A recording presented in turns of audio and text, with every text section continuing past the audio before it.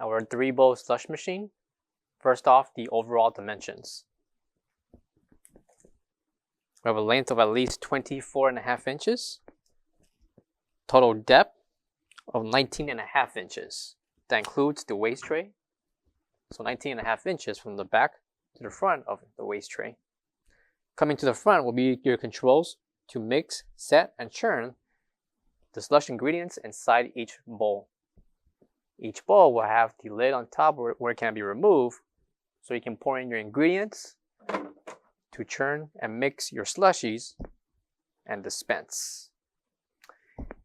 Each barrel or bowl can be removed for easy cleaning, and the bottom, the waste tray, can also be removed and clean for convenience. Coming to the back is your standard 110-120 connection, and located on your bottom right corner is your ATL NSF certification sticker. For all questions, give us a call or visit our website coolerdepotUSA.com for more information on this product. Thank you.